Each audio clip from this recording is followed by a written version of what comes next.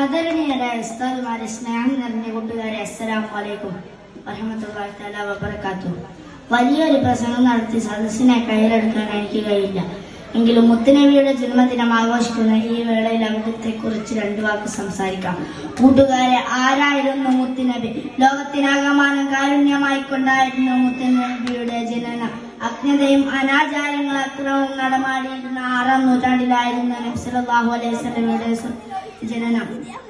ചരിത്രകാരന്മാർ ഇരുണ്ട കാലം എന്നായിരുന്നു ആ കാലത്തെ വിശേഷിപ്പിച്ചത്. അവിടുന്ന് സൽഗുണ സമ്പന്നനും എല്ലാവർക്കും പ്രിയങ്കരനുമായിരുന്നു. മാതൃകാപരമായ സ്വഭാവത്തിന്റെ ഉടമയായിരുന്നു നമ്മുടെ നബി മുഹമ്മദ് മുസ്തഫ സല്ലല്ലാഹു അലൈഹി വസല്ലം. അവിടുന്ന് ആരോടും പകയ വിദ്വേഷം അവർക്കുണ്ടായിരുന്നില്ല. കാരുണ്യം, വിനയം, സ്നേഹം, സഹായം ഇവയൊക്കെയായിരുന്നു നബി സല്ലല്ലാഹു അലൈഹി വസല്ലമയുടെ സ്വഭാവം. ശത്രുക്കളെ പോലും ഒറ്റ നിമിഷം കൊണ്ട് മിത്രങ്ങളാക്കാൻ നബി തങ്ങൾക്ക് കഴിഞ്ഞിട്ടുണ്ട്. തങ്ങളെ വധിക്കാൻ വേണ്ടി ഊരിപ്പിടിച്ചവാളുമായി നടന്നിരുന്ന പല പ്രമുഖരെയും ഇസ്ലാമിന്റെ ഉന്നത സ്ഥാനത്ത് എത്തിക്കാൻ കഴിഞ്ഞിട്ടുണ്ടെങ്കിൽ അത് നബി സല്ലല്ലാഹു അലൈഹി വസല്ലമയുടെ സ്വഭാവം ഒന്നുകൊണ്ട് മാത്രമാണ്.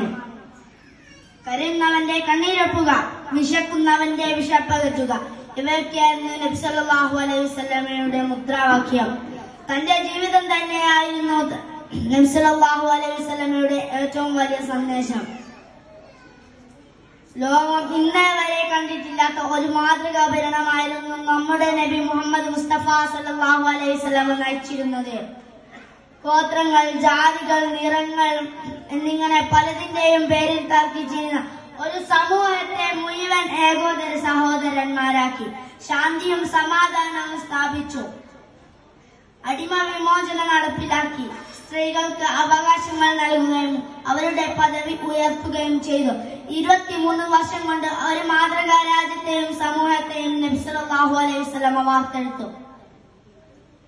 മാനവരാശിയെ അന്ധകാരത്തിൽ നിന്നും വെളിച്ചത്തിന്റെ സുന്ദര ലോകത്തേക്ക് കൊണ്ടുവന്നു. ഇത്രയും പറഞ്ഞുകൊണ്ട് ഞാൻ എന്റെ വാക്കുകൾ അവസാനിപ്പിക്കുന്നു. അസ്സലാമു അലൈക്കും വറഹ്മത്തുള്ളാഹി തആല വബറകാതുഹു.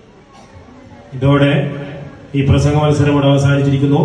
ഇനി നമ്മുടെ പിഞ്ചുമക്കളുടെ കഥ പറയൽ മത്സരമാണ്.